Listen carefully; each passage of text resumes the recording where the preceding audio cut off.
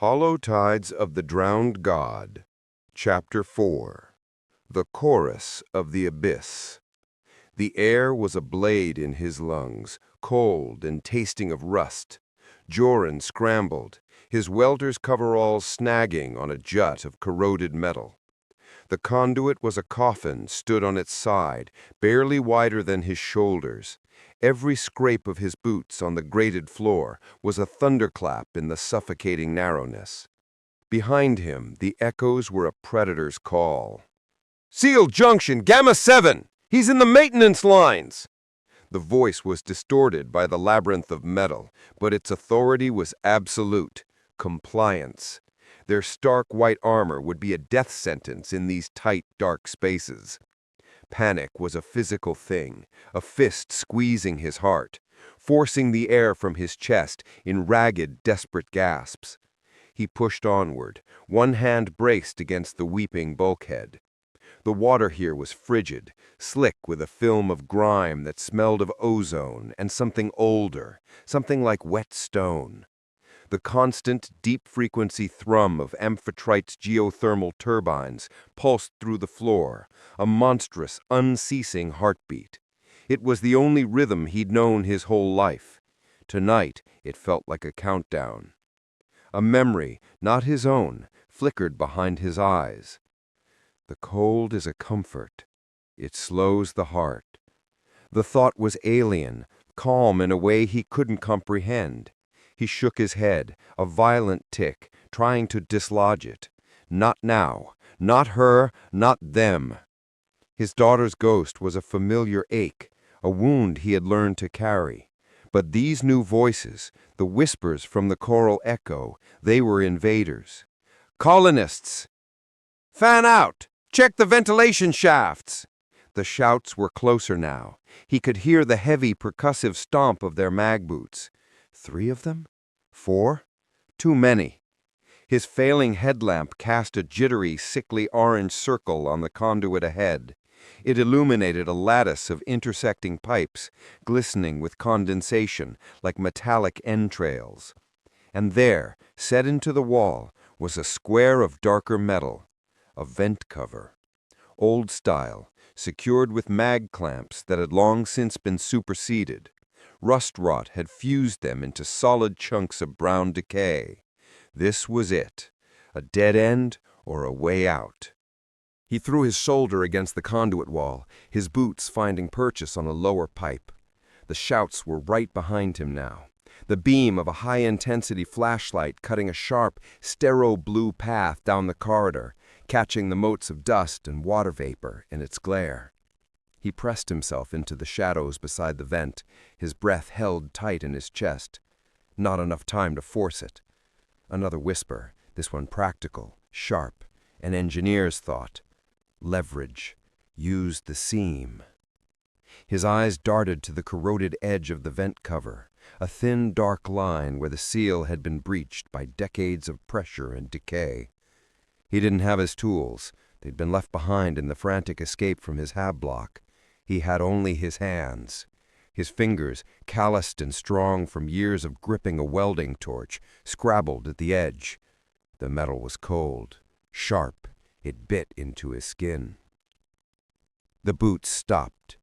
A moment of silence, more terrifying than the noise. Did you hear that?" one of them asked, his voice now unnervingly close. Jorin froze, his heart a frantic drum against his ribs. The city itself seemed to hold its breath with him. Then, a godsend. From deep below, the whole of Amphitrite groaned, a long, agonizing shriek of pressure-stressed metal, a sound so common in the sump it was background noise, the sound of a city slowly dying. In the symphony of collapse, his own small noises would be lost. Now, he pulled. He put every ounce of his weight, his fear, his desperation into it. The rusted clamps fought back, groaning in protest. Metal dust rained down on his face. With a final wrenching tear, the corner of the vent cover bent outward just enough. "It came from up ahead! Move!" They were running again. He had seconds. Jorin squeezed his body through the gap, the raw edge of the metal tearing a long gash in his coveralls. He tumbled into absolute blackness, landing hard on a bed of what felt like brittle, dry leaves. The smell was different in here. Stale, yes, but with an undercurrent of something loamy, something almost alive. Fungi. He pulled the damaged cover back into place as best he could. It didn't seal, but it plunged him into a profound darkness that felt both like a sanctuary and a tomb. He lay there unmoving, listening. The mag boots thundered past his hiding spot, their vibrations traveling through the ductwork and into his bones. He could hear their comms chatter, clipped and frustrated. No sign. The conduit terminates at a sealed pressure door. Rust rot. He can't have just dissolved. Check the schematics for tertiary ducts. Var wants him. She said he's not just a fugitive. He's a contagion. Contagion. The word echoed in the void. That's what he was now. Not Jorin the welder. Not a grieving father. A disease to be purged.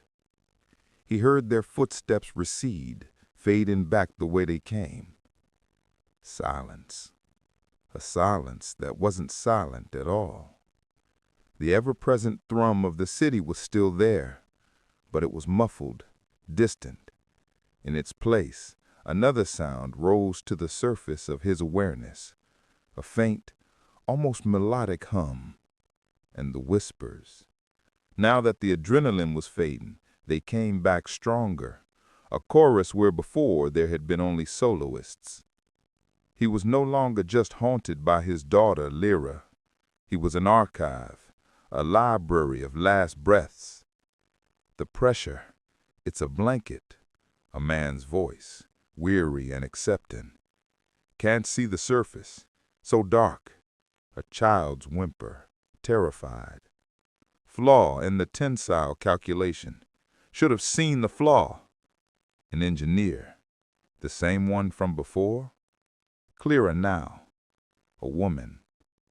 Jorin pressed the palms of his hands against his eyes, trying to force them out. But they weren't sounds. They were thoughts, blooming fully formed in the center of his mind. He was a radio, tuned to a station of the dead.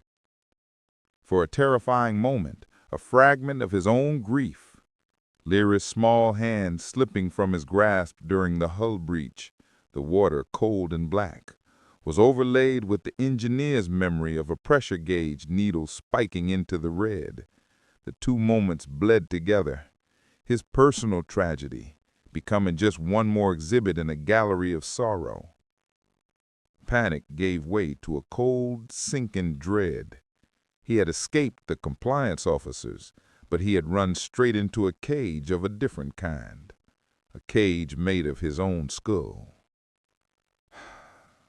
The initial frantic need to survive was crystallizing into something harder, sharper, desperate resolve.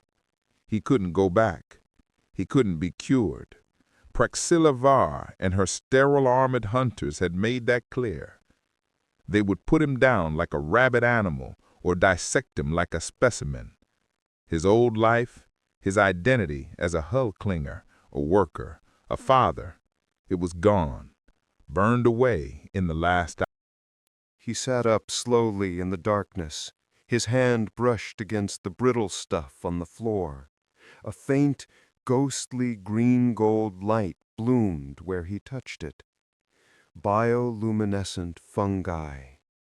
Glimmer moss. The ductwork around him was faintly illuminated, revealing a branching, impossibly complex network of shafts disappearing into the gloom. The whispering gills. He wasn't a contagion. He was something else, something new. And if he was ever going to find a moment of silence again, he couldn't run from the ghosts. He had to run towards them. He had to understand what they were trying to tell him. He had to go deeper. The heavy steel door groaned shut behind Jorin, the thud of the locking bar echoing like a coffin lid sealing. He leaned his full weight against it, his breath coming in ragged, shallow bursts.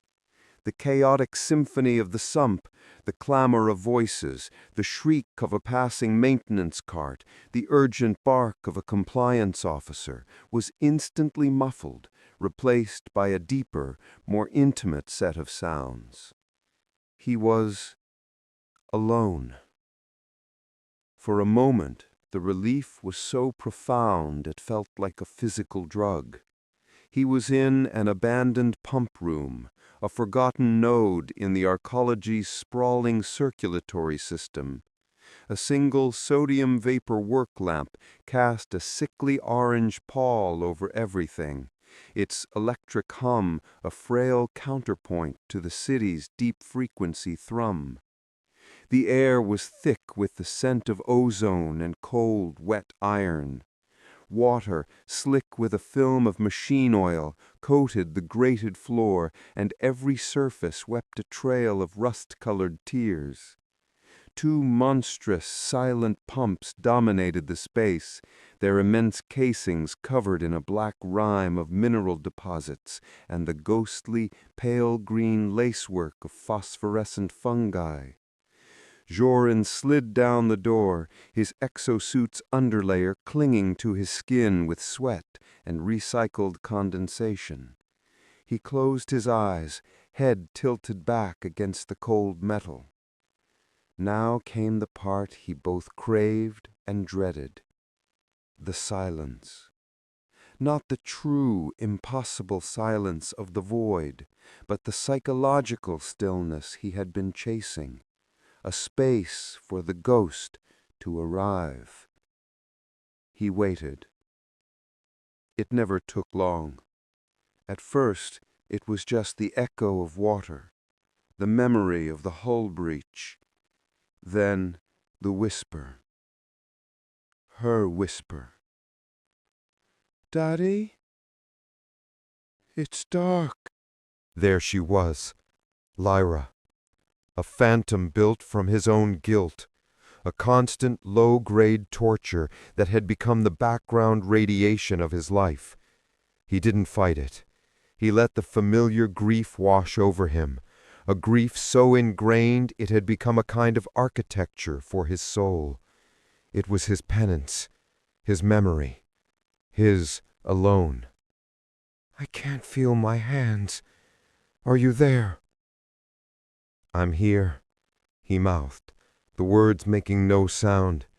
He squeezed his eyes shut tighter, picturing her face, the way her hair floated like kelp in the surging water. He had to remember, to keep her memory pure, untainted by the rust and the rot of this place. This pain was all he had left of her, a sacred wound. He braced himself for the next line, the one that always broke him, the one that replayed the moment the pressure door had crushed. Nothing. The whisper was gone. The remembered sound of churning water faded. Even the ever-present thrum of the city's geothermal heart seemed to recede.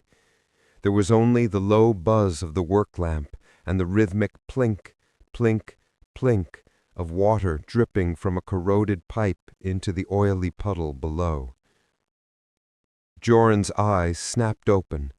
The relief he had felt moments ago curdled into a new kind of dread. This silence wasn't peace, it was a void, a freshly dug grave where something sacred was supposed to be. He pushed himself into a sitting position, his senses on high alert. The ghost in his head never left, ever. It was the one constant in his life. Its absence was a violation. "Lyra," he whispered into the cloying air, the sound of his own voice startlingly loud. No answer, not even the echo of his own failing mind. Then it came. It wasn't a whisper. It was a full-body seizure of a memory that was not his. The pump room dissolved not into darkness, but into a blinding open-air glare he hadn't seen since childhood vids of the surface. The ground beneath him wasn't solid, but a swaying, grated metal walkway, a gantry. The smell wasn't ozone and rust, but salt and wind, raw, wild, and terrifying. His, not his, hands thick with calluses and smeared with grease of a different world. He looked down. Far, far below, gray, churning water slapped against the massive pylons of a structure mid-construction. Amphitrite, decades ago, before the lid was put on the world. A sudden lurch.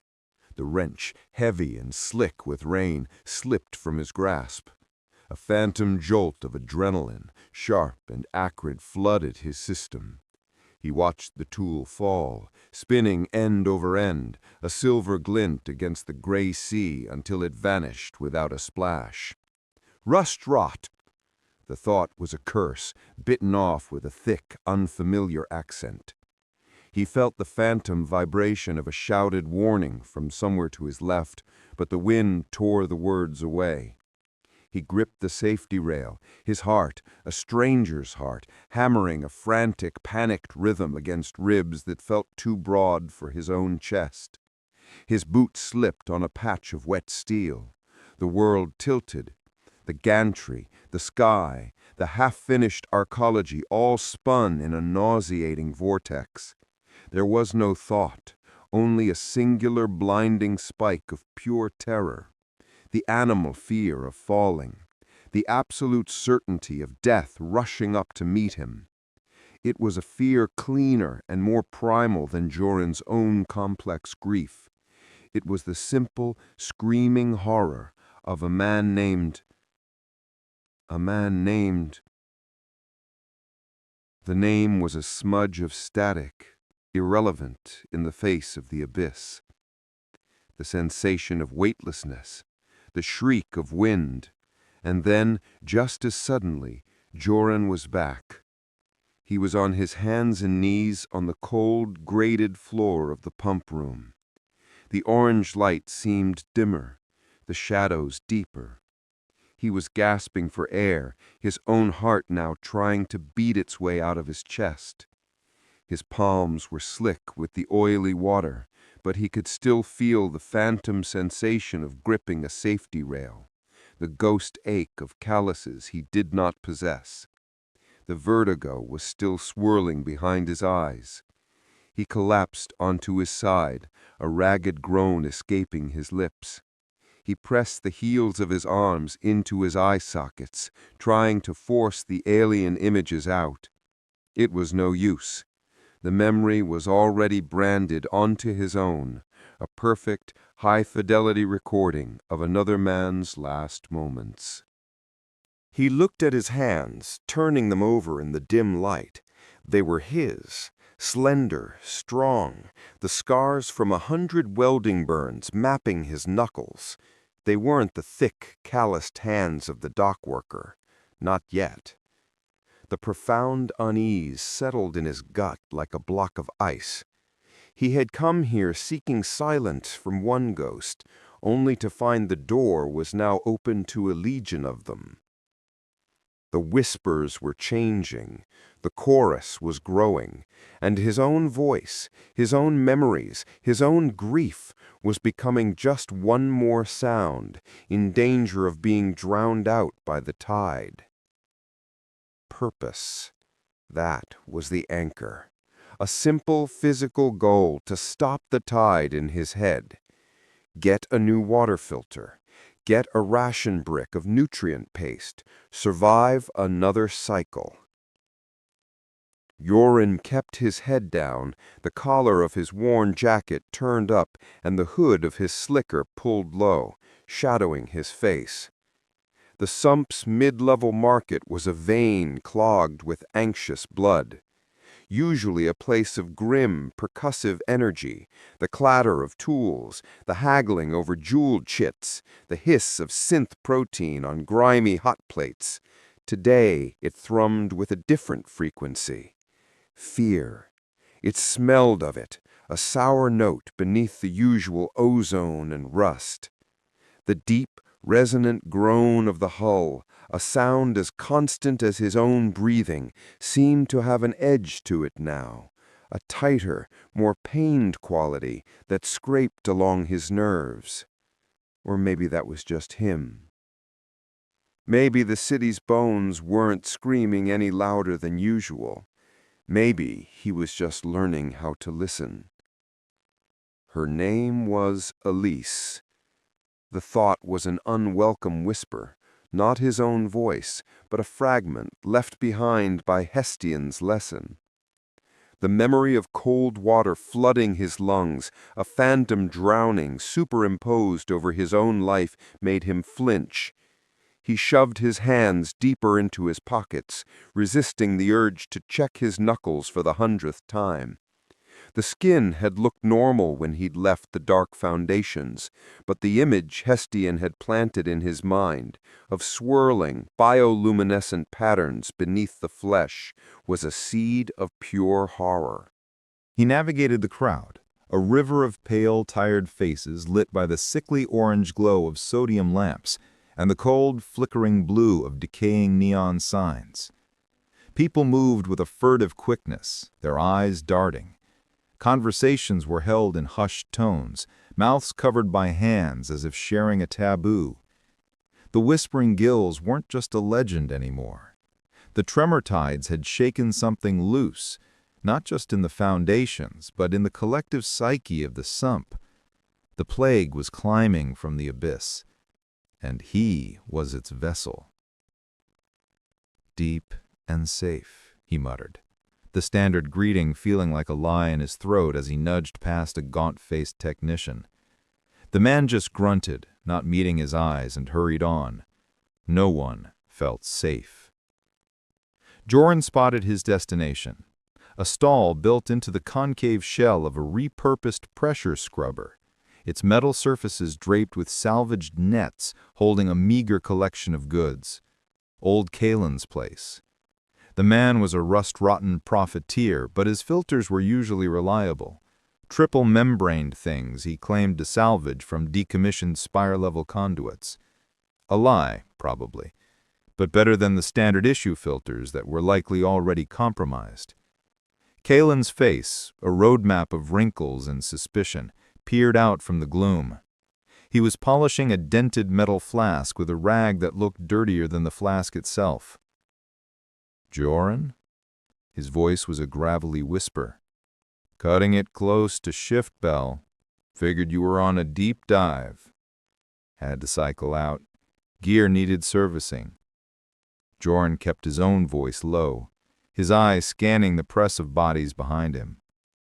"I need a brick and a C7 filter." Kalen stopped polishing. He set the flask down with a soft click. "Filters are dear today, welder. Very dear." He leaned forward, his breath a mix of stale nutrient paste and something acrid. "Word is, the reclamation tanks are cloudy. People are scared. Scared people pay more for peace of mind." Jorin's gut tightened. So the news was out. Not officially, never officially from the Triarch Council. It was spreading the way everything did down here, a contagion of rumors passed in the dark. He pulled a small, heavy coil of copper wiring from his pocket and laid it on the counter. High grade, stripped from a fried junction box in a forgotten sector, worth at least 2 bricks and a filter on a good day. Colin's eyes gleamed as he picked it up, weighing it in his palm. "This is a start," he grunted, already reaching under the counter. "But like I said, prices are fluid." "Just get the filter, Col," Jorin said, his patience fraying. The low hum of the crowd was punctuated by a sharp shriek of metal from somewhere far above, a familiar sound that still made his teeth ache. As Colin fumbled for the goods, a change rippled through the market. A sudden pocket of silence. The flow of the crowd shifted, parting around an unmovable object. Jorin's head snapped up, his blood went cold. There, at the far end of the concourse where the market opened onto the main transit artery, stood a compliance patrol. 4 of them. Their black segmented pressure armor was spotless, absorbing the dim light and giving them the appearance of holes cut out of reality. Their faceless helmets swiveled with an insectoid precision that was utterly inhuman. They weren't just standing guard. They were setting something up. A portable frame, slender and metallic. With a soft electronic hum, a field of pale blue light shimmered into existence between its posts. A scanner checkpoint. Jorin had seen them before, but only near the spire elevators, used to screen for contraband tech or unregistered biosamples. Never down here, not in the chaotic heart of the sump. Colin followed his gaze and let out a low curse. Rust rot. What are they doing? Jorin knew. He knew with the same chilling intuition that had let him feel the stress fracture in the forgotten reservoir. This wasn't for tools. This wasn't for glimmer moss. The scanner's blue light was calibrated to detect biological anomalies. It was a net, and its mesh was fine enough to catch a single errant microorganism. Fine enough to catch the choral echo. Praxila var. The name echoed in his mind, cold and sharp as a shard of ice. This was her work. The closing of the fist. "The filter, Jorin?" Colin's voice seemed to come from a great distance. He was holding out a cylindrical filter cartridge and a gray vacuum-sealed brick of paste. Jorin stared at the offered items. The filter, the very thing he needed to keep the echo out, was now on the other side of a wall he couldn't pass. Buying it, staying here a second longer, was a risk he couldn't afford. The purpose that had anchored him moments ago had dissolved, leaving him adrift in a sudden, violent current of panic. He looked from the scanner back to Kalin, the old man's face with a mask of confusion and greed. The faces in the crowd were etched with a new, specific terror. They were being corralled. "Keep it," Jorin breathed, shoving the copper coil toward the old man. He didn't wait for a response. He turned, pulling the hood so far forward it was like looking through a tunnel. He couldn't go toward the checkpoint. He couldn't stay here. He had to go back, deeper. He pushed back into the throng, moving against the current of people who were either freezing in place or trying to nervously edge their way toward the exit. A woman bumped into him, her eyes wide with fear. "They're checking everyone," she stammered. "They're just pulling people aside." Jorin didn't answer. He ducked his head and pushed harder, using his welder's frame to force a path. The market was no longer a sanctuary of commerce. It was a trap. Every shadow seemed to hold a pair of watching eyes. Every whisper felt like his name. The anchor was gone. He was no longer a man on a mission. He was prey. He finally broke free of the thickest part of the crowd, stumbling into a narrow, unlit maintenance access corridor that branched off the main market. The air instantly grew colder, heavy with the smell of black mold and stagnant water. The noise of the market faded behind him, replaced by the rhythmic drip, drip, drip of condensation and the ever-present groaning thrum of the city. He flattened himself against a slick, weeping bulkhead, his heart hammering against his ribs. He squeezed his eyes shut. Trapped. The simple act of getting food, of surviving, was now impossible. They were hunting him. He took a ragged breath and dared to open his eyes in the profound darkness of the corridor. He held up his right hand, his fingers trembling. For a second, there was nothing but the faint outline of his own hand in the gloom. Then it started. A faint, Ghostly filigree of green-gold light pulsed to life just beneath his skin. It swirled in slow, impossible patterns across his knuckles and down his veins, a shimmering, living map. It pulsed softly, in perfect time with the deep abyssal groan of Amphitrite's hull. Hestian was right. The change wasn't just in his mind. The net compliance was casting was real, but the true cage was the one he carried inside his own skin. The Compliance Command Center was a sanctuary of silence, not true silence. That was a myth, an impossible luxury in a city that groaned under the weight of an ocean, but a curated, artificial stillness. The air, scrubbed of ozone and brine, smelled of nothing but chilled electronics. The floor was a single, seamless sheet of polished obsidian that reflected the cold blue light of the main holographic display like a frozen lake. Here in the spire, Praxilla Var could think. She stood before the hologram, a ghost of Amphitrite rendered in shimmering light. Her reflection, sharp and severe in her high-collared compliance uniform, was superimposed over the city's glowing wireframe. Her focus was not on the elegant curve of the spire atrium above, but on the tangled, desperate roots below, the sump. Sub-Director Phoenix stood a respectful 2 paces behind her, his own reflection, a softer, more hesitant shape in the obsidian. The only sounds were the whisper-quiet hum of the center's processing cores and the soft, rhythmic chime of data packets being authenticated, a sound that was, to Praxilla, infinitely more reassuring than a heartbeat. "Report," she said, her voice cutting through the sterile air. It was not a question. Phoenix cleared his throat. "Director, the propagation models are conclusive." A flick of Praxilla's wrist brought a new data layer to life on the hologram. A sickly greenish-gold stain bloomed within the lower levels, clinging to the conduits of the primary water reclination system.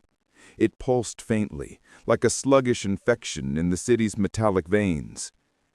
"The biomimetic particulate count in the sump's tertiary filters has increased by 300% in the last 12 hours, Phoenix continued, his voice tight with professional concern.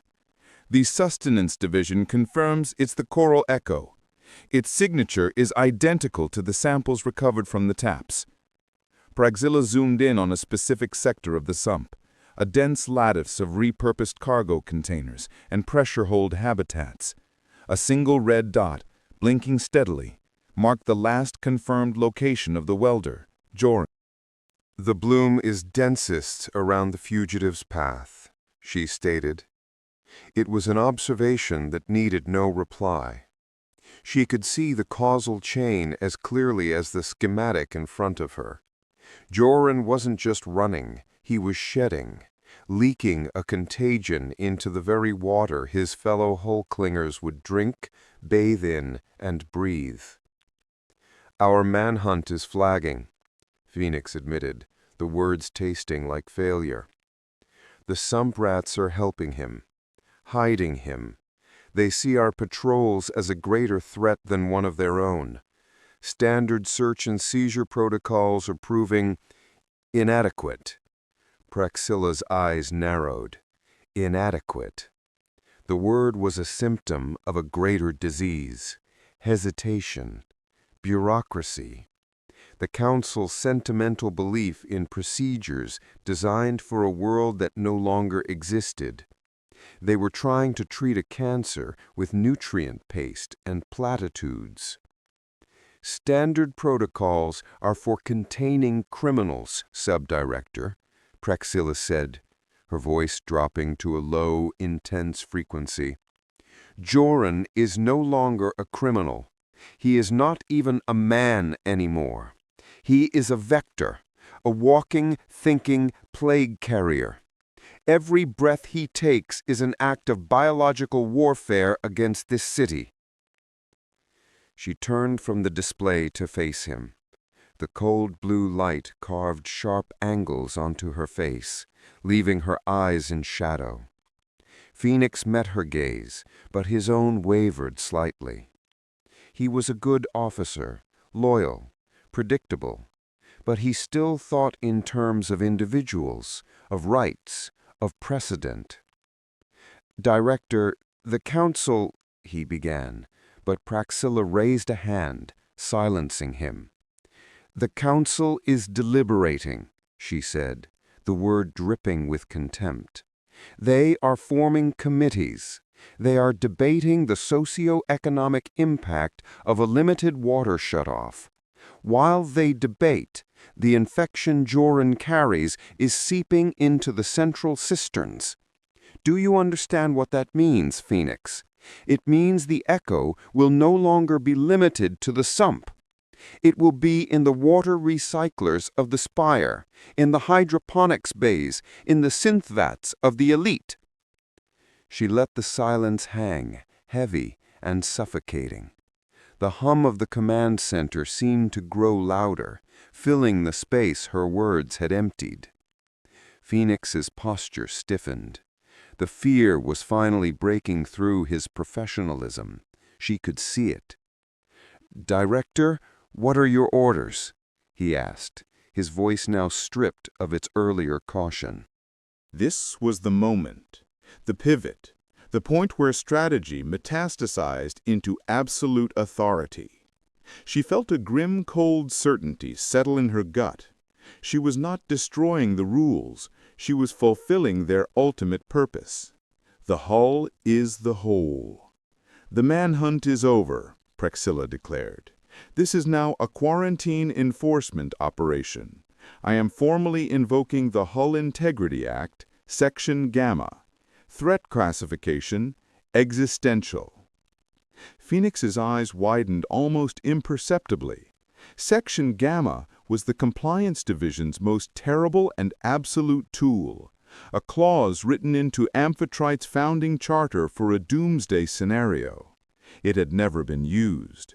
It granted the Chief Compliance Officer unilateral authority, bypassing the Triarch Council entirely. "Director, that act suspends all civil liberties in the designated zone, forced entry, indefinite detention, asset seizure, all without council writ." "Correct," Praxilla said flatly. "The sump is the designated zone. Every habitat, every workshop, every hidden crawl space.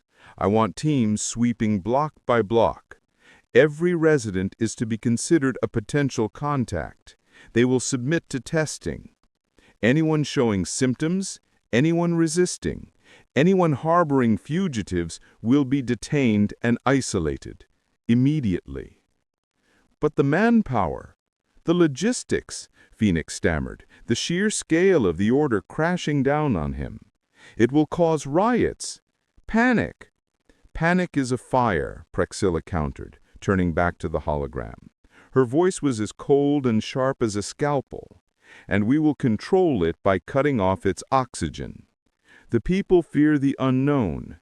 We will give them a known enemy, the infection. And we will show them we are excising it ruthlessly." She traced a line on the display, a perimeter that encompassed the densest parts of the sump, a digital wall around tens of thousands of souls. She was no longer a police officer hunting a man. She was a surgeon preparing to amputate a limb to save the body.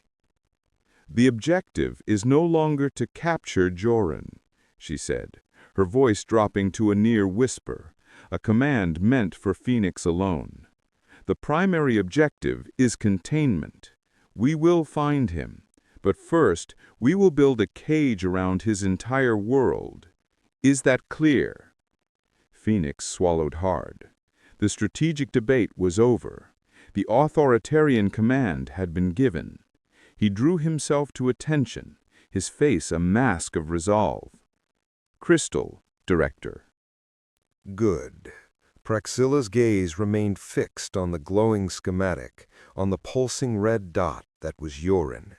She felt no triumph, no remorse, only the profound, chilling calm of necessity. The groaning of the city was a constant, a reminder of the fragility of their world. Her actions would be a different kind of pressure, just as immense, just as unforgiving. But where the ocean sought to crush them, she would compress them, refine them, purify them. "Deploy the teams," she ordered. "Operation begins at my mark. We will call it the score." The air in the disused desalination tank was thick and cold, heavy with the metallic tang of rust and the sharp, clean scent of ozone from a dying junction box somewhere in the dark. Jorin sat with his back against the curved, weeping wall of the colossal chamber, weariness, a physical weight pressing him down into the grated floor. Opposite him, Hestian was a silhouette, cross-legged in the gloom, only the faint, ghostly green-gold glow of fungal patches limning his slender frame. He was perfectly still, a statue carved from shadow. Here, in the guts of Amphitrite's foundations, the city's constant deep-frequency thrum was a distant tremor, a memory of a pulse. The only sound with any presence was the drip, drip, drip. It was the sound that had started it all, the water, always the water. It was the sound of the hull breach, the shriek of tearing metal, the roar of the abyss bursting into our lives, the sound of Leela's small hand slipping from his grasp. He squeezed his eyes tighter, trying to hold on to her face, to the perfect, agonizing clarity of his grief. It was his, the one thing in this rust-bucket world that belonged entirely to him, his penance, his anchor. Drip. The echo of the drop changed. It deepened, lost its metallic ring, and became a heavier, more organic splash. The air shifted, the smell of rust and ozone dissolving into something cleaner, newer, the scent of freshly welded plastisteel and chilled, circulated air. The cold grating beneath him felt different, less corroded. He opened his eyes. The desalination tank was gone. He was standing in a massive, unfinished conduit, a cylindrical tunnel 30 meters across. The curved walls were a patchwork of bare gunmetal gray and panels of sterile white. Bundles of thick cables, thick as his arm, snaked along the floor. The only light came from the cold, sterile blue of emergency strips, casting long, distorted shadows. A distant, rhythmic clang of a pile driver echoed down the tunnel. This place was new, decades old, but new. He looked down at his hands. They weren't his. The skin was rougher, the knuckles thicker, scarred in unfamiliar ways. He was wearing the wrong coveralls, a pipe-fitter's gray, not a welder's insulated orange. Panic, cold and sharp, tried to surface, but it was muffled, buried under a layer of weary responsibility that wasn't his own. "Daddy, look!" The voice was a child's, high and bright, and it cut through him. He turned. A little girl, no older than 6, stood a dozen paces away, her face lit by the blue glow. She had dark, braided hair and wore a tiny, oversized work vest. She held up a piece of scavenged wiring, bent into the shape of a fish. She shouldn't be here. This was a restricted zone. The thought was immediate, instinctual. "Ilara, I told you to wait by the lift," he heard himself say, but the voice was deeper, laced with a different man's fatigue. "His name is Kale." The knowledge bloomed in his mind, unbidden and absolute. Suddenly a new sound tore through the air, a high-pitched, screaming whine, the sound of a pressure seal giving way under immense stress. An orange strobe light began to flash, bathing the conduit in pulses of frantic, sickly light. "Alarm! Pressure lock failure in conduit 7 gamma. Evacuate! Evacuate!" Kale's, Jorin's heart seized. He lunged for the girl. "Ilara!" A section of the far wall buckled inwards with a deafening groan. A torrent of black, frigid, abyssal water exploded into the conduit. It wasn't a leak, it was a dam break. The roar was absolute, a physical force that knocked him off his feet. The water was shockingly cold, a solid wall of it that slammed into him, stealing his breath. He scrambled, his borrowed hands scrabbling for purchase on the slick floor as the floodwaters churned around his waist, then his chest. He saw her, Ilara. The water had swept her away, her small body tumbling in the violent current. Her eyes were wide with a terror that hollowed him out. She was reaching for him. Ilara! The scream was ripped from his throat, a raw sound of pure animal panic. He fought against the surge, but it was like fighting a mountain. The current was dragging him, pulling him towards a massive, circular outflow grate at the tunnel's end. He saw Ilara, her little face a pale blur in the churning dark. She was being pulled toward the same grate. And then it happened. The breaking point.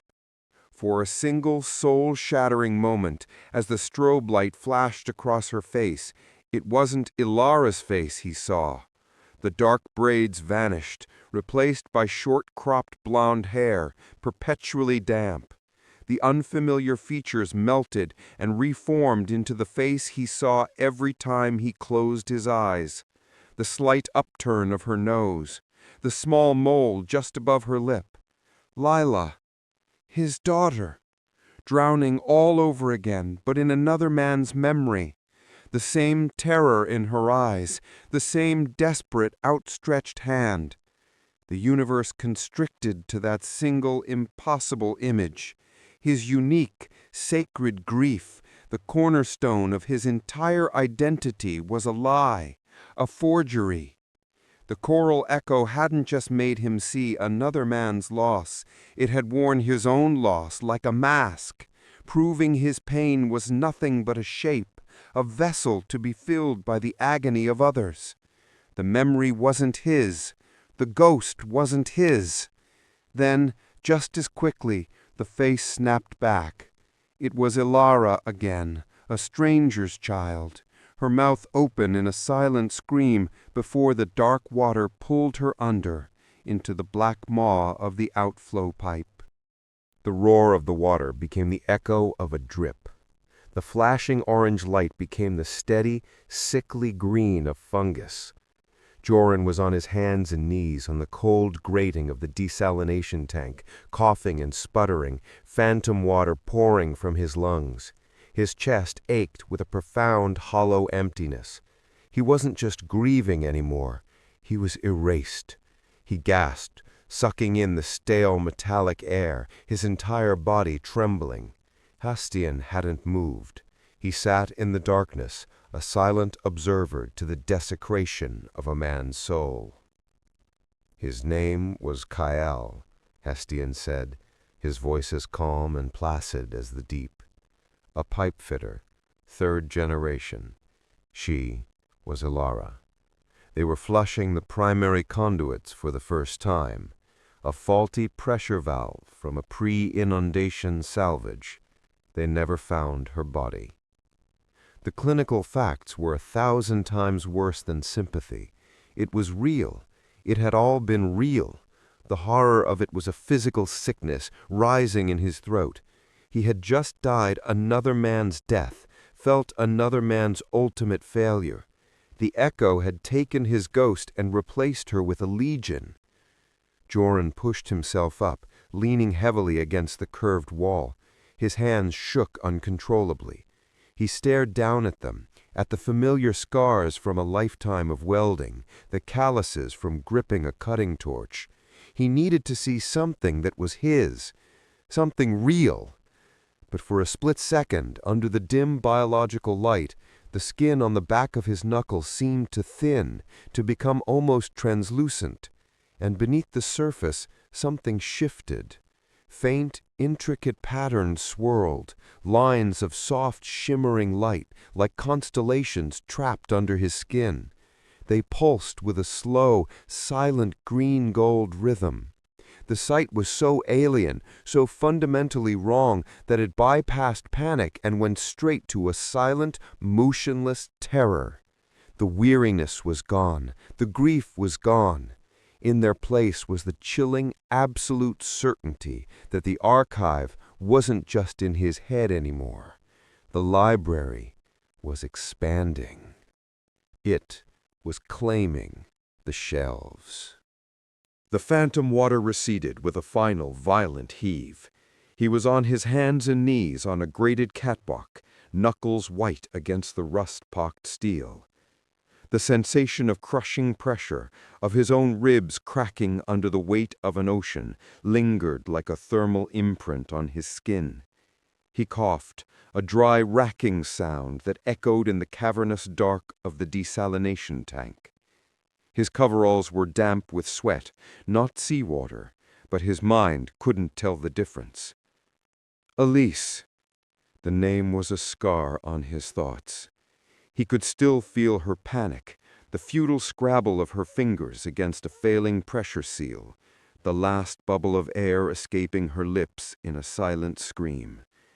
It was more real than the memory of his own daughter's face, and that realization was a fresh stab of horror, colder and deeper than any abyss. Breathe, archivist. Hestian's voice was a calm current in the storm of Jorin's head. The sumprat knelt beside him, his one good eye holding a disquieting serenity, while the other, a swirling orb of pale green bioluminescence, seemed to gaze into a place Jorin was only just beginning to comprehend. You're back. Her name was Elise.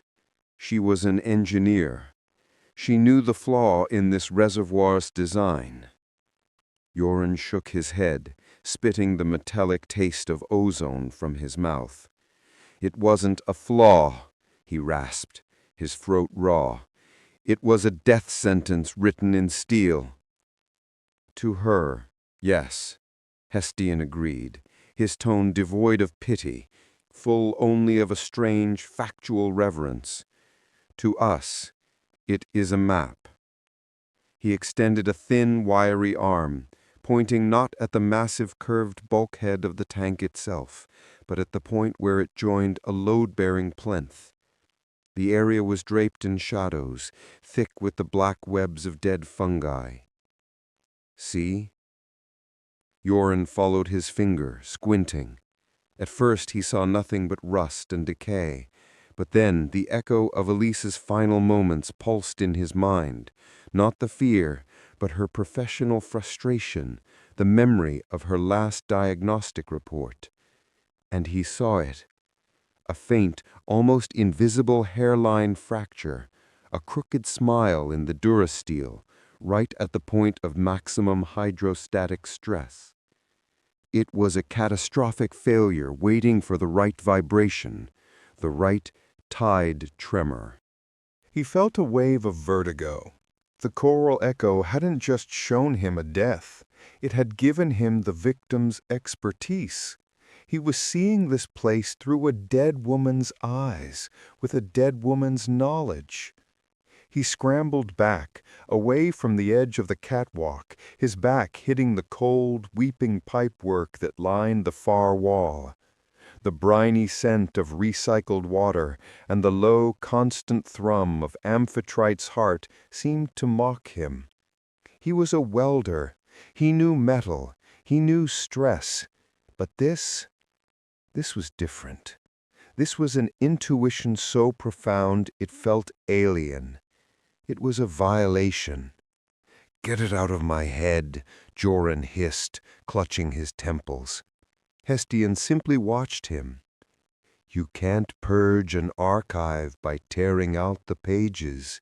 You only lose the knowledge they hold. The hull is the whole, Jorin. The echo understands this better than we do. It remembers every piece, living or dead." Then came a new sound. It cut through the ambient groans and drips with military precision, a rhythmic metallic clang. Boots, heavy boots, on the grated floor of the main chamber, one level directly below them. Jorin froze. Hestian's glowing eye extinguished like a snuffed candle, plunging his face back into shadow. He put a single finger to his lips, his other hand gripping Jorin's shoulder with surprising strength. Still as the deep. Panic, cold and sharp, tried to seize Jorin's throat. Compliance, it had to be. Praxilavar's hounds sweeping the underbelly. They were hunting him. His first instinct was to flatten himself, to press his body into the filth and shadows of the catwalk, to stop breathing. But as the sound grew closer, something else took over. The terror didn't vanish, but it was compartmentalized, pushed aside by a flood of information. The choral echo, which had just drowned him in another's fear, now shifted its focus. The rhythmic footfalls were no longer just a threat, they were a data point, a weight variable, a percussive force. Jorin crawled silently to the edge of the catwalk and peered through the grate. 3 figures in the black, angular armor of compliance officers moved below. The beams from their helmet lamps were stark white cones, cutting through the gloom and glinting off the sickly orange glow of a distant, failing sodium lamp. They moved with purpose, sweeping the air. He felt a strange intellectual detachment. His focus wasn't on the soldiers. It was drawn upward to the ceiling just above their heads, the underside of another service level. Specifically, to a thick cross-bracing support strut, caked in decades of rust and mineral deposits. To the patrol, it was just another piece of the decaying architecture. To Jorin, it was screaming. He didn't just see the corrosion, he felt it. A phantom resonance vibrated in his bones, a perfect mirror of the strut's agony. He could perceive the tensile stress in the metal as a pale, sickly light. He intuitively understood the molecular fatigue, the crystalline structure fracturing under its own weight. It was a drowning man's map, a schematic of failure overlaid onto his vision. His mind, Elise's mind, the Echo's mind, did the math with terrifying speed.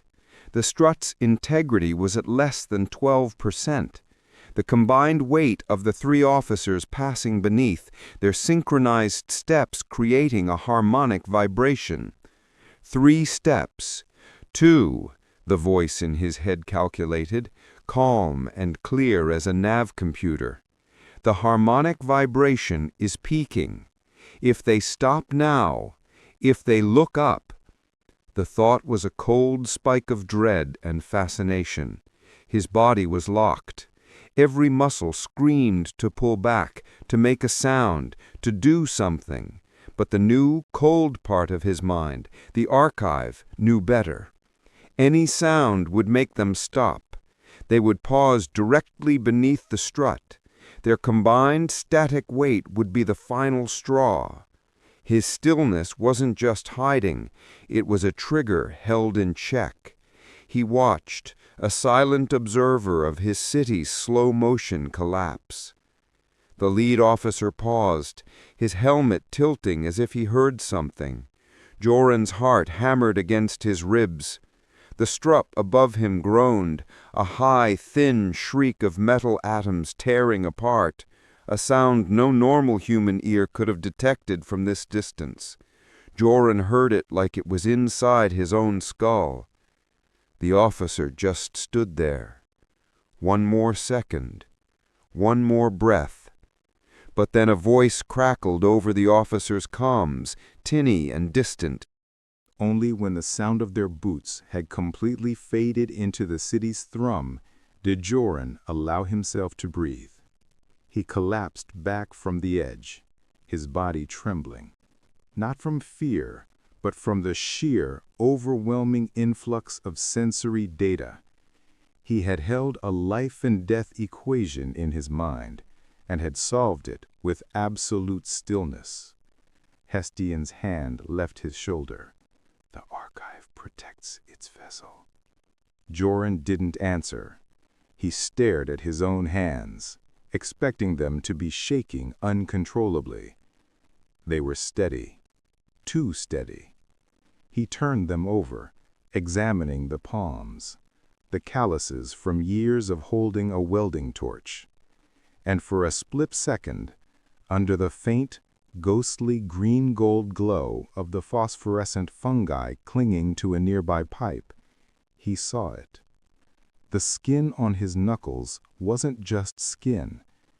It was translucent, and beneath it, like nebulae in a miniature galaxy, faint, pale green patterns swirled with a soft, internal light. They pulsed in time with his own frantic heartbeat. The map wasn't just in his head. The abyss was redrawing him from the inside out. The Compliance Command Center was the antithesis of the deep. Here, 70 levels above the crushing pressure and perpetual damp of the sump, the abyss was a managed concept, an abstraction. It existed only as a silent, starless black beyond the mirrored dome of the spire, a void that was not permitted to look back. Within the center, the only light was the cold, sterile blue of data streams flowing across obsidian black holoslates. The air was chilled and carried the sharp electric scent of ozone, a clean smell that Praxilla Var associated with processing power and absolute control. The city's constant deep-frequency thrum was present even here, but it was a tamed beast, a background hum that spoke of stable power, not imminent collapse. Praxilla stood before the central tactical display, a three-dimensional lattice of amphitrite rendered in cobalt light. Her reflection, a severe silhouette with hair pulled back into a tight, functional knot, stared back at her from the polished floor. Every system, every life support valve, every energy conduit was a glowing line, a data point she could monitor and, if necessary, sever. All except one. Jorin, the welder. A single, infuriatingly blank node on her perfect grid. No comms activity, no joule chit expenditure, no registered access to any transit tube or habitation block. He had simply been absorbed by the sump's chaotic architecture, a single man lost in a metallic jungle of 2 million souls. Chief Var, the voice was tentative, belonging to a junior analyst named Kalen. He stood a regulation 2 meters from her personal space, his hands clasped nervously behind his back. His uniform was immaculate, but his face was pale under the glow of the displays. Praxilla did not turn. Report. Her tone was flat, polished steel against stone. The digital dragnet for the welder, Jorin, it remains cold, ma'am. Our active sweeps have found nothing. It's as if he's ceased to exist within any official system. Men like Jorin do not cease to exist, analyst, Praxilla countered, her eyes still locked on the sump district of the holographic map. They fester. They find the cracks. What have you found in the cracks? Kalen swallowed audibly. That's the anomaly, ma'am. We broadened the passive surveillance parameters. We've been running decryption protocols on illicit traffic, the Tide Lord's back channels, unfiltered sump comms. He trailed off. Praxilla finally turned, one eyebrow slightly arched. It was the only sign of impatience she allowed herself. And there's chatter, he said, stepping forward to project a small, messy cloud of data fragments next to the main display. It was a chaotic jumble of text, audio snippets, and encrypted sigils. It's folkloric, unquantifiable. We can't get a hard lock on the source or subject, but the references are escalating. Praxilla's gaze swept across the jumble. Slang, in-jokes, the digital equivalent of moss on a wet bulkhead, rust rot. Define folkloric. They're talking about a ghost, ma'am, Kaelin said, the words coming out in a slight rush, as if admitting to a childish belief. Or something like it. The terms change depending on the syndicate. Some call it the ghost of the gills. Others call it the groaner. Praxilla felt a flicker of contempt. The whispering gills, a sump myth as old as the city itself, a wives' tale about hearing the voices of the drowned in the ventilation shafts. A textbook case of mass deep-pressure psychosis, exacerbated by poor atmospheric mixing and the incessant noise. Sump superstition analyst. The hall clingers have always needed monsters to blame for the groaning of the bulkheads. It's a coping mechanism for their inherent psychological fragility. Filter it out. I would, ma'am, Kaelin insisted, a spark of courage in his eyes. But the temporal and geographic tags correlate. The chatter spikes around specific events, small ones. A conduit on level 12 about to suffer a pressure cascade. A junction box in the West Hab block overheating. These aren't major failures, not yet. They're micro-incidents that were averted. Praxilla went still. Averted. By whom? Maintenance logs? That's the point, ma'am. There are no logs. The chatter speaks of this groaner being there. They say he can hear the metal, that he knows where it's going to break before it does. He arrives, does something, a quick weld, a bypass, we don't know, and vanishes before a registered crew can even be dispatched. The word groaner hung in the sterile air.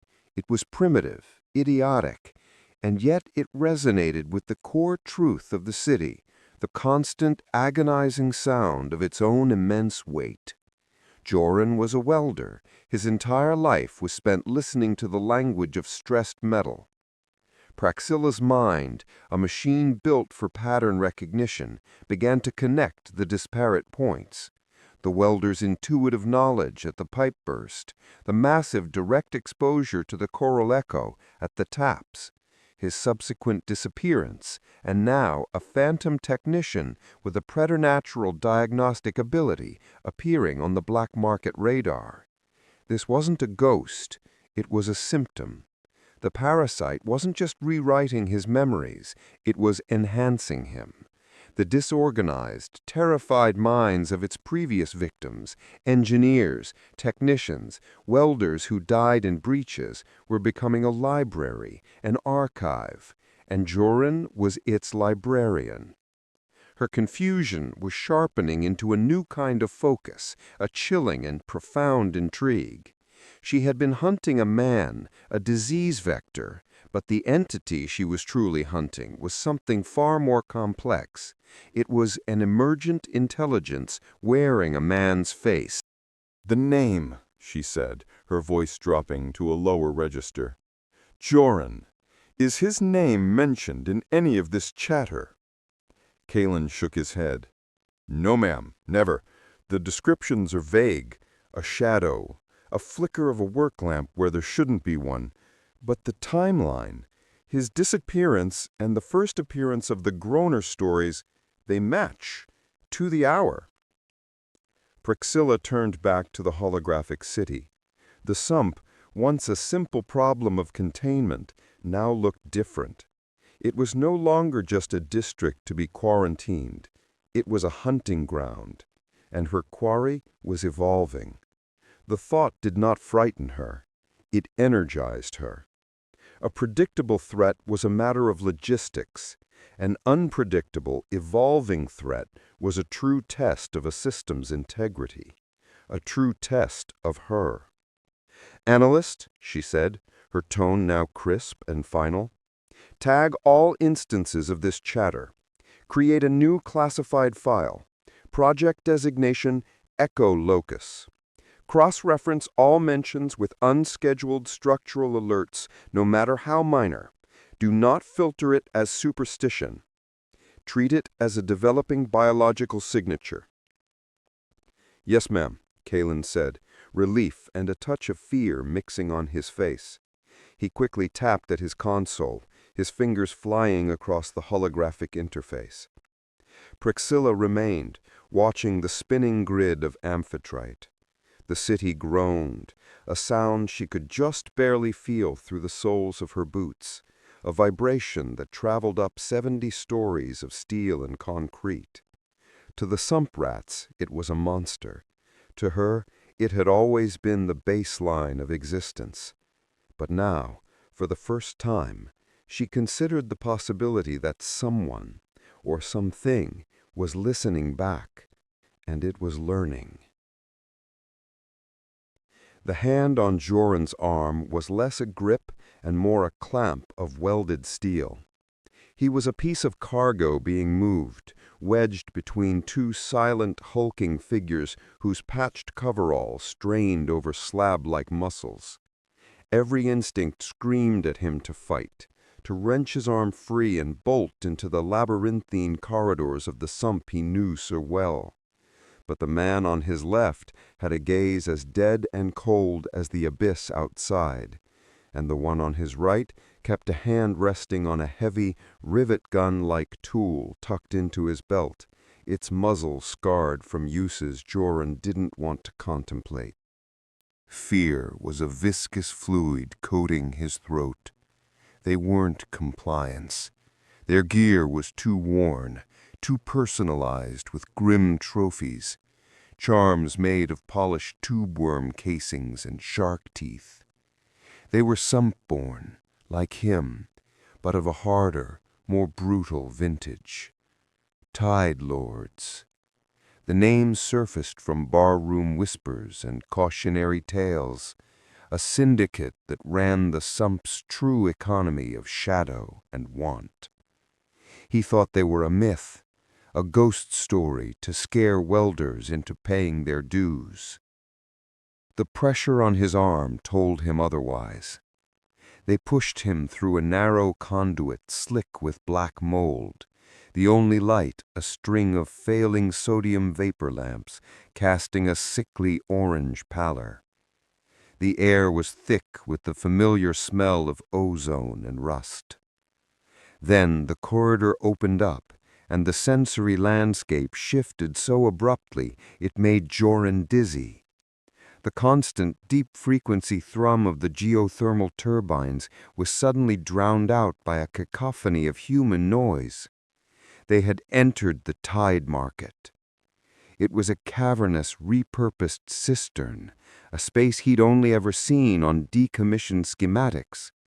Now it was alive. A chaotic, sprawling bazaar throbbed under a galaxy of mismatched lights. Bootleg neon signs in cold blue and garish pink sputtered over stalls made from scavenged deck plating. Webs of illegal power cables, thick as his arm, snaked overhead, dripping condensation onto the bustling crowd below. The air was a heavy soup of smells. The sharp metallic tang of active soldering irons, the earthy perfume of glimmer moss cultivated in grimy tubs, and shockingly, the sizzle of something frying. Real food, not the bland, gray nutrient paste dispensed in the ration queues. Jorin's fear didn't vanish, but it was joined by a profound, disorienting awe. This was the sump's hidden heart, a thriving, lawless ecosystem operating just beneath the floor plates of compliance's rigid order. People moved with a purpose he rarely saw topside. A mix of furtive urgency and defiant confidence. Hall clingers like him haggled with gaunt sump rats whose eyes held a strange phosphorescent sheen. No one gave his two captors more than a passing, deferential glance. Here, they weren't thugs. They were authority. "Keep moving," the man on his right grunted. His voice was a low growl like grinding gears. They steered him past a stall where a woman with a face like a pitted hull plate was selling what looked like pre-inundation data drives. A customer held one to a makeshift reader, his face illuminated by the flickering green text scrolling across its cracked screen. Forbidden knowledge. The ghost of a world drowned for over a century. Further on, a man with a jury-rigged distillery was pouring a clear liquid from a copper coil into small, grimy vials. Unfiltered water, rich with natural minerals, a luxury so decadent it felt obscene. Jorin saw tools that could bypass jewel-chit monitors, supplements promising a dose of real sun vitamin D, even faded water-stained fabrics from the surface. Ghosts. This wasn't just a market, it was a museum of everything Amphitrite had forbidden in the name of survival. It was a testament to the fact that you could cage humanity in a steel tomb at the bottom of the ocean, but you could not stamp out its desire for more than just survival. His apprehension began to curdle into a new kind of dread. He wasn't being taken to a dark corner for a quick, anonymous end. This was a procession. He was being brought somewhere, specific, to someone important. Why? The memory of the bursting pipe in his hab block flashed in his mind, the shriek of tortured metal, the scalding steam. He had known, intuitively, where the fracture would be. Not from his training, but from a cold, alien certainty that had guided his hands. Had word of that reached the Tide Lords? Did they see his affliction as a tool? The whispers in his head, usually a constant, maddening echo of his daughter's last breath, were strangely muted here. The sheer volume of life, the hum of 100 private desperations and triumphs, seemed to absorb the signal. Or perhaps the echo was simply listening, archiving this new, rich data stream through his senses. The thought sent a spike of ice through his gut. He was a walking sensor for the parasite. A recording device. The crowd thinned as his captors guided him past the main thoroughfare, into a section where the stalls grew sparse. Here the air grew colder, the briny scent of the deep stronger. The groaning of Amphitrite's hall returned to prominence, a constant, mournful baseline. They were moving deeper, lower. The neon gave way to the ghostly green-gold glow of bioluminescent fungi clinging to the perpetually weeping bulkheads. It felt like descending into a crypt. Jorin's fear returned, sharp and undiluted. The market had been a distraction, a spectacle. This was the real destination. This was where power resided. They stopped before a massive circular pressure door, its surface pitted and scarred. It wasn't the standard city-issue design. It was older, heavier, salvaged from a deep-sea submersible and bolted into the very foundations of the cistern. It looked like a seal on a forgotten tomb. Jorin's heart hammered against his ribs, a frantic drumbeat against the deep, slow groan of the city. He could feel the immense weight of the ocean above, a physical presence pressing down on his soul. "Wait here," the enforcer commanded. He stepped up to the door and knocked.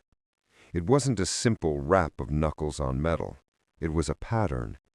2 quick taps, a pause, then a slow, heavy thud, a code. For a long moment, there was only the sound of dripping water and the deep, abyssal moan of the hull. Jorin's breath hitched. Maybe no one was home. Maybe they'd just leave him here in the cold and the dark. He wasn't sure which outcome he preferred. Then a deafening screech of stressed metal echoed from within. A heavy pneumatic bolt, thick as a man's leg, began to retract with a percussive series of hisses and clangs. The circular door, which must have weighed several tons, began to inch inward, grinding against its rusty housing. It opened not into a lit room, but into a wall of absolute, silent blackness. A new smell wafted out, one that overpowered the ozone and the brine. It was the scent of the abyss itself, of ancient water, crushed minerals, and something else, something organic and faintly sweet, like kelp left to decay in a sunless trench. The enforcer on his right gave him a final, definitive shove forward. The Tide Lord will see you now. The air in Grendel Brecker's throne room was thick with the smell of hot electronics and the damp, loamy scent of the illicit glimmer moss cultivated in a terrarium by his elbow.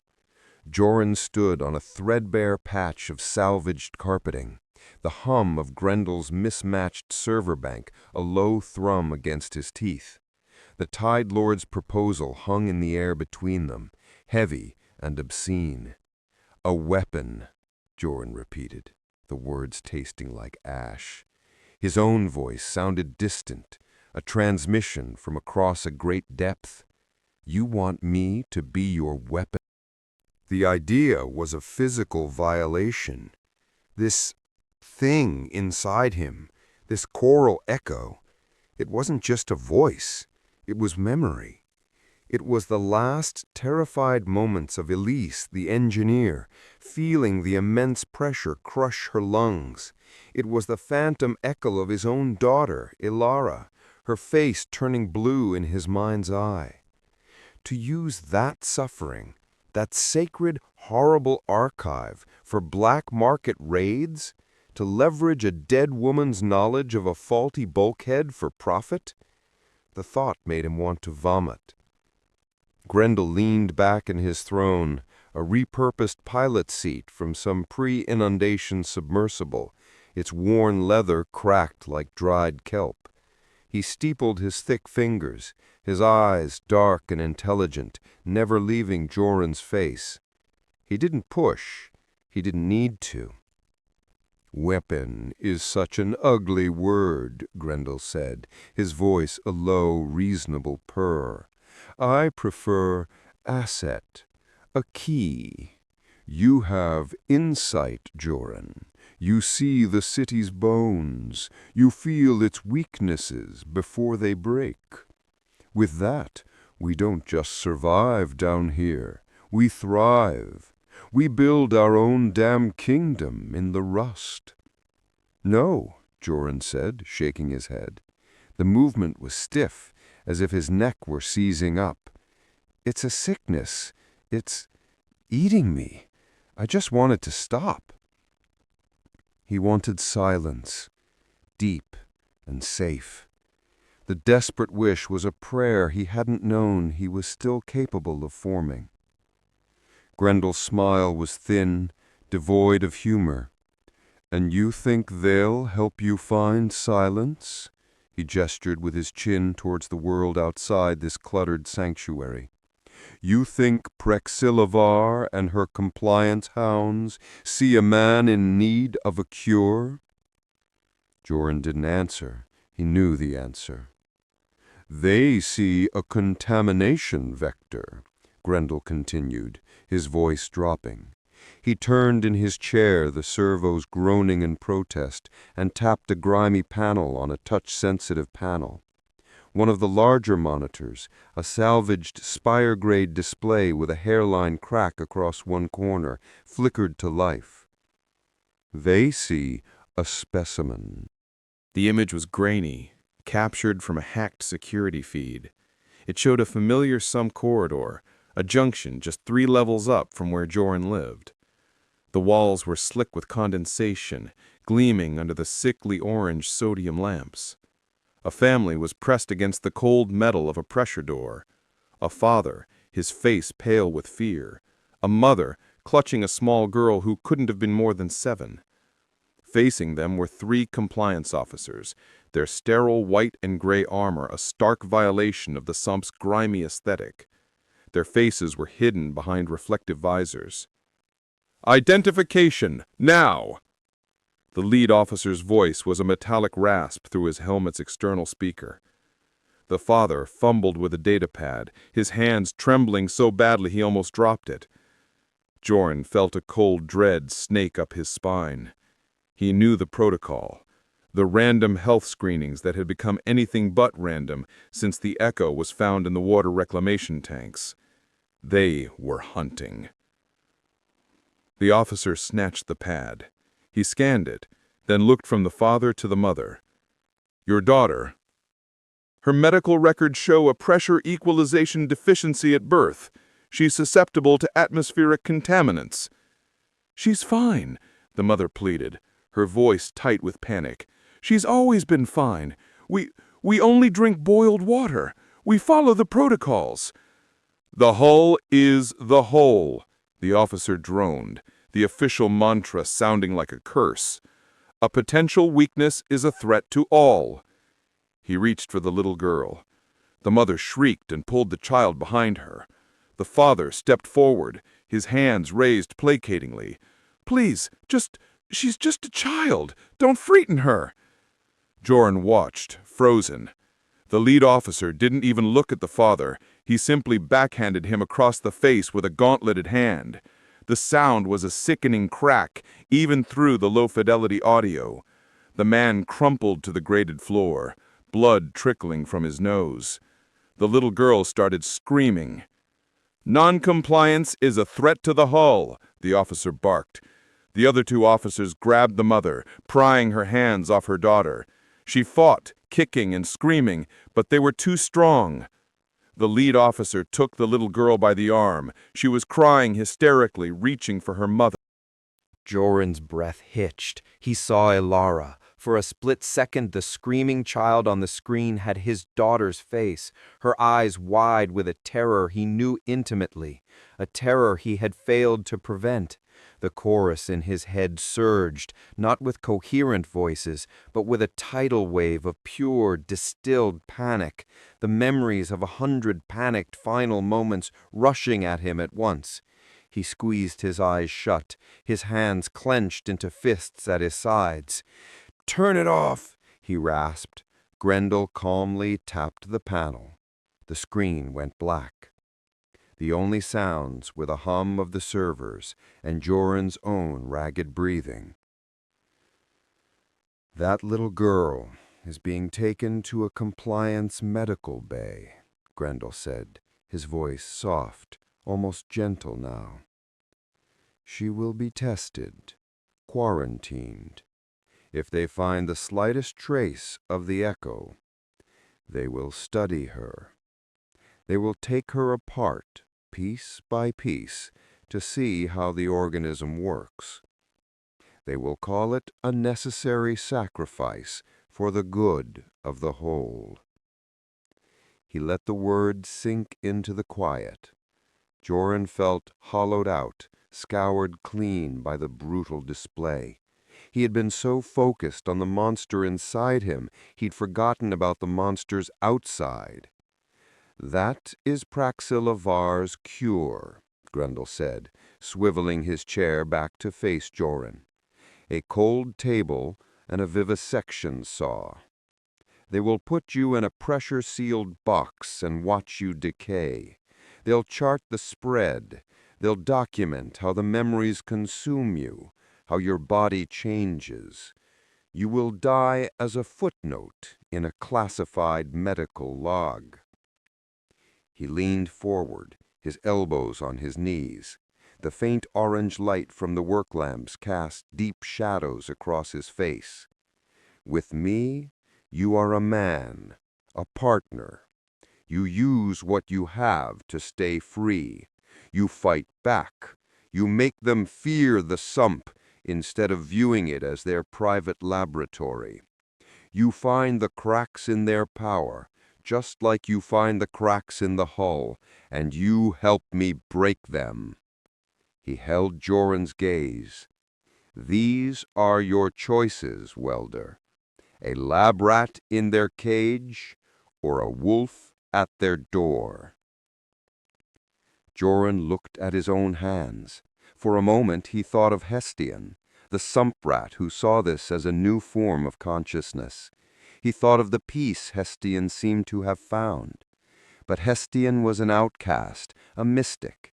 Jorin was a welder, a father, and a fugitive. Hestian's path wasn't his. He looked past Grendel, at the dark screen that had just shown him his only other future. The image of the little girl's terrified face was burned into his retinas. He couldn't save her.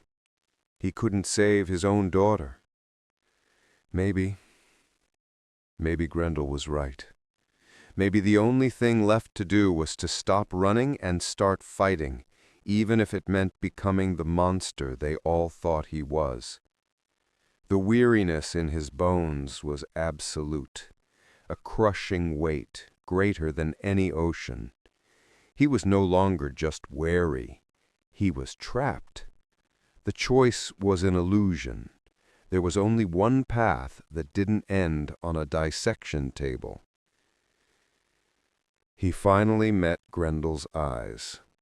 The fight went out of him, replaced by a cold, hard resignation. "What do you need me to find first?" The Compliance Command Center was the quietest place in Amphitrite.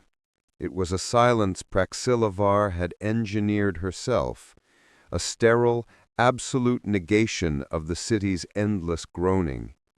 Here, in the apex of the spire, the deep-frequency thrum of the geothermal turbines was a managed pulse on a diagnostic screen, not a vibration that rattled the teeth. The air, chilled and scoured of the sump's damp, metallic tang, smelled only of the faint, sharp ozone of processing cores.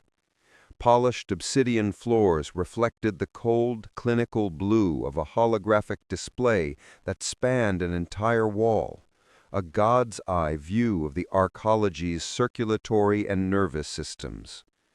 Praxilla stood before it, her posture as rigid as the brushed steel architecture surrounding her. Her reflection was a severe silhouette against the cascading data. Pressure readings, water purity assays, energy consumption metrics. The city, her city, laid bare as a series of equations, and one variable was missing. "Chief Compliance Officer Var?" The voice of Analyst C was thin, a frayed wire in the perfect hum of the room. She didn't turn. Her eyes remained fixed on a specific sector of the sump's schematic, a residential block now flagged with a blinking crimson query. "Report," she said. The word was a clipped, precise instrument. An update on the primary vector, on subject Jorin. I am aware of the subject's name, Analyst." Call flinched, a barely perceptible tightening of his shoulders. "Yes, ma'am, of course. It's just... he's gone." Praxilla's focus remained on the hologram. Gone was an imprecise term, a word for sump rats and ghost stories. In her world, there was only data or the absence of data. Both were forms of information. Define gone, Analyst KL. His jewel chit hasn't been used in 3 cycles. His apartment's energy signature is flatlined at the baseline utility drip. No comms activity, not so much as a passive ping from a neighbor's terminal. We've cross-referenced every internal surveillance feed, every pressure gate log from the spire to the foundation works. KL swallowed, the sound unnervingly loud in the quiet. It's as if he'd ceased to exist the moment he left the med bay. Praxilla finally turned, her gaze sweeping over the young man. He was pale, his skin having the indoor pallor of a spireborn who had never felt unfiltered humidity. He clutched his datapad like a shield. Frustration, cold and sharp, pricked at the base of her skull. It was an intolerable feeling. An organism could not simply vanish from a closed system. It was a violation of the first principle. The whole is the whole. Jorin was not a man. He was a rogue cell, a potential malignancy, and the fact that he could elude her network of sensors was a fundamental flaw in the system itself. A man does not simply become a ghost, analyst, she stated, her voice dropping to a low, dangerous calm. He is somewhere. He is consuming energy. He is displacing water. He is breathing my air. Find the discrepancy. Ma'am, with respect, there is no discrepancy. The aggregate life support draw for his sector is stable. His biosignature. It's been subsumed into the background noise. It's a statistical impossibility. Praxilla turned back to the grand display, her knuckles white as she rested them on the console's rail. Rust rot. The sump. It was always the sump, a festering wound of chaotic variables and unlogged spaces, a place where impossible things were allowed to breed in the dark, wet corners. She saw Jorin not as a fugitive, but as a contagion that had slipped the petri dish and was now loose in the body of the city. A man who could intuitively sense the city's weaknesses was the most dangerous threat imaginable, second only to the infection he carried. As the silence stretched, a new alert chimed, soft but insistent. A different section of the hologram shimmered, highlighting a web of illicit data transfers in the sump's underbelly. Cal, desperate to be useful, stepped forward. "Ma'am, another anomaly. It may be nothing. The day I pay you to report nothing is the day the hull breaches, analyst. Speak." "Yes, ma'am." He tapped his datapad, and a new set of data overlays bloomed on the main screen, a heat map of black market activity. "We passively monitor the Tide Lord syndicates. Resource siphoning, chit laundering, it's usually chaotic. 1,000 tiny independent transactions, like static." He pointed to the screen. "Over the last 2 cycles, that static has resolved. The disparate activity, it's consolidating." The map showed dozens of faint lines of activity, previously scattered across the lower levels, now coalescing into a single, bright, angry node. The chaos was finding a center of gravity. All illicit energy taps, all unsanctioned water diversions, all bartering of scavenged parts, it's all being funneled into one territory, Cal explained, his voice gaining a sliver of confidence. "It's as if the entire black market has suddenly found a new king." Praxilla's gaze narrowed. This was sump-dweller politics, meaningless power squabbles in the city's bilges. It was a distraction. And who is this new king? Cal brought up a profile. The face was brutish, scarred by what looked like a plasma burn. The name floated in cold blue letters. Grendel Brecker. "A Tide Lord of some influence, but never this much," the analyst supplied. "Primarily deals in salvaged old-world tech and bypassing energy monitors. His network has seen a 300% increase in resource acquisition in 72 hours, unprecedented." Praxilla stared at the 2 separate problems displayed before her. A missing man, a consolidating black market. Her mind, a machine built for finding patterns in chaos, began to connect the 2 points. The sump's informal economy was a reactive system. It responded to supply and demand, to opportunity. It did not spontaneously organize. Spontaneous organization was a myth. It required a catalyst, an injection of novel, high-value intelligence. She imagined the flow of information. What would be the single most valuable resource in the sump? Not glimmer moss, not even real sun supplements. Knowledge. The precise knowledge of which power junction was about to overload, which reclamation pipe was under the most stress, which structural support was developing a microfracture ripe for preventative salvage. Knowledge that would allow someone to be there moments before a system failed, to control the crisis and the subsequent resources. Knowledge that only one man had demonstrated. Jorin hadn't vanished. He hadn't become a ghost. He had become a resource. The frustration in Praxilla's chest did not dissipate. It crystallized. It became something hard, cold, and sharp. She couldn't see the man, but she could see his effect on the system.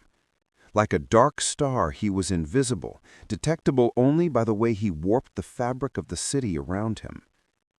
Grendel Brecker wasn't a new king. He was a harbinger, a signature. "Analyst," she said, her voice a weapon being unsheathed. Cale stood ramrod straight. "Ma'am?" "Divert all surveillance assets from the search for Jorin's biosignature. It's a waste of resources." She turned to face him, her eyes seeming to absorb the cold light of the display. "Focus on the market. Focus on Brecker. I want every transaction logged, every jewel chit traced, every conversation his lieutenants have overheard by our whisper mics. I want to know the pressure, temperature, and salinity of every drop of water that enters his territory. Grendel Brecker is hoarding a new asset." She took a step closer, her shadow falling over the analyst. "Find out what it is." Cale nodded, his eyes wide. "Yes, Chief Compliance Officer." He scurried away, his fingers flying across his datapad. Praxilla turned back to the hologram. The red query over Jorin's apartment faded, replaced by 100 new sharp-edged tracking vectors, all pointing at the hornet's nest of Grendel Brecker's domain. She could not see the infection, but she had found its shadow. She had a new signature to trace. "You are not a ghost, Welder," she thought, the corners of her mouth twitching into the barest hint of a predatory smile. "You are an equation, and I will solve you." The hand was the only still point in a universe of groaning metal and screaming ghosts. It hung in the air between them, broad and calloused, the knuckles scarred from a life of brawling and leverage. It wasn't a hand that offered comfort. It was a hand that claimed territory. Grendel Brecker's hand. Jorin stared at it, the offer it represented echoing louder than the cacophony in his own skull. Sanctuary. The word was a myth in Amphitrite, a forgotten luxury from the surface ghosts. Here there was only the hull, the pressure, and the work. To be offered a place outside that grinding cycle, a place where Praxillavar's compliance hounds couldn't sniff him out, was like being offered a lungful of clean air in a vacuum. But the price was the abyss itself. The room Grendel called his own was a testament to his status as a title lord. A repurposed primary conduit control hub, it was spacious and, impossibly, dry. The usual sump symphony, the drip, drip, drip of corrosive condensation and the high-frequency hum of failing transformers was muted here, insulated by thick bulkheads and layers of scavenged sound-dampening foam. The air didn't carry the sharp tang of ozone and decay, but the rich earthy scent of glimmer moss being cultivated in a sealed terrarium, its ghostly green-gold glow pulsing softly in a corner. A single, focused sodium vapor lamp cut through the gloom, illuminating Grendel in his throne, a salvaged pilot's chair, its worn leather cracked like dried mud, and casting Jorin in a long, wavering shadow. It's a simple arrangement, Jorin, Grendel said, his voice a low rumble that didn't need to compete with the city's thrum. He didn't retract the hand. It remained a patient, predatory thing. A bolt hole, rations, the good stuff, not that nutrient paste they slop out in the queues. Protection. All I ask in return is a little of that special perspective you've acquired. Jorin's own hands clenched at his sides. The skin on his knuckles itched with a phantom memory, the sudden translucency he'd witnessed after the vision of Elise. He could almost feel the bioluminescent patterns swirling just beneath the surface, waiting. Special perspective.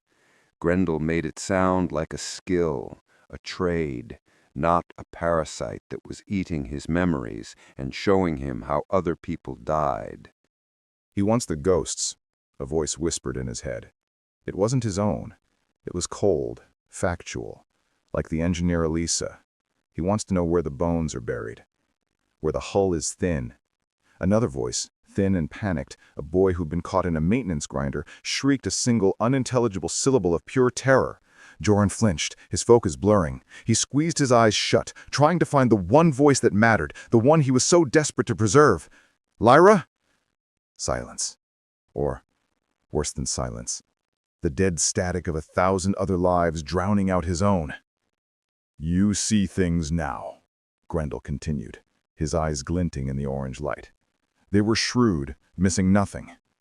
You knew about that pressure conduit in Sector GAMMA9 before it blew. Saved a lot of my runners.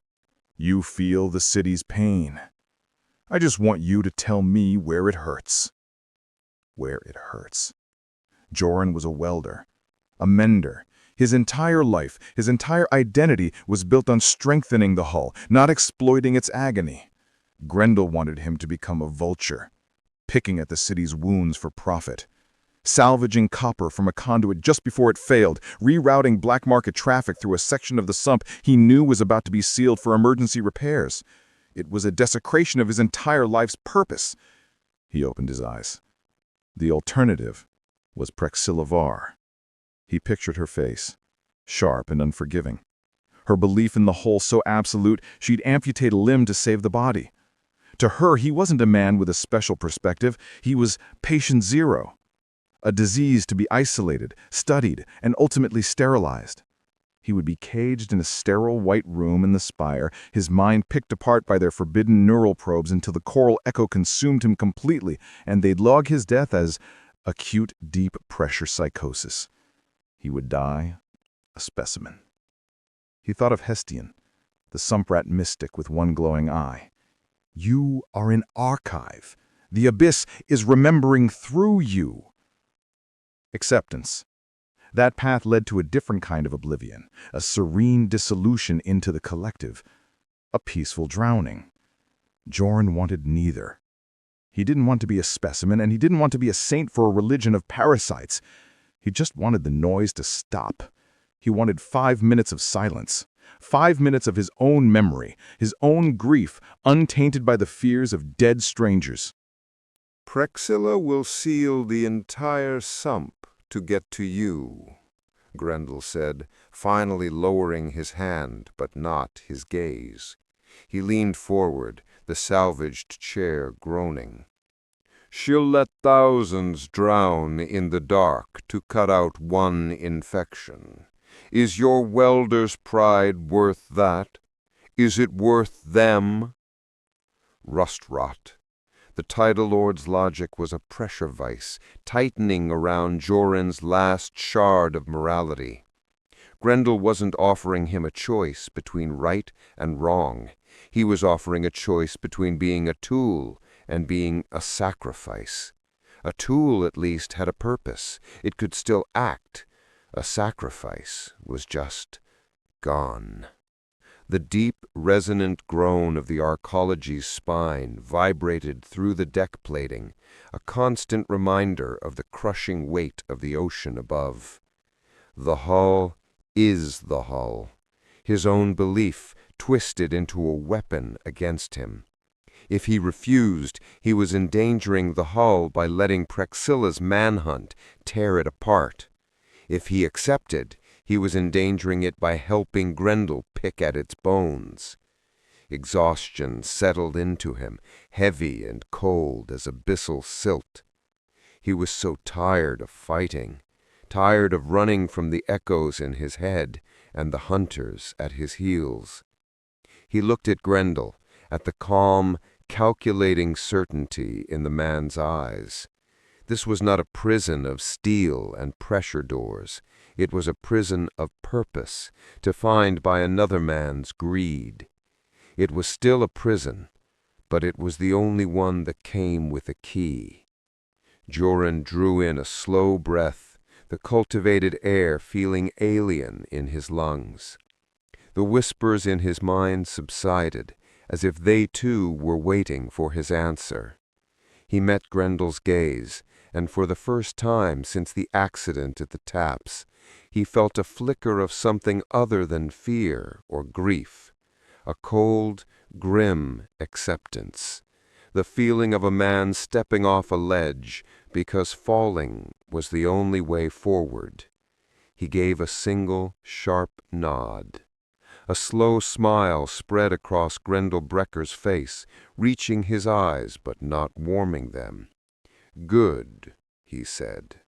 He leaned back, the tension in the room dissolving instantly. The deal was done. "My people will show you to a secure container. Get some rest. We have work to do." Jorin didn't move. He felt hollowed out, a shell already occupied by ghosts, now leased to a Tide Lord. He had his sanctuary, he had his life, and he had just traded his soul for it. As he finally turned to leave, he glanced at his hand under the dim orange light.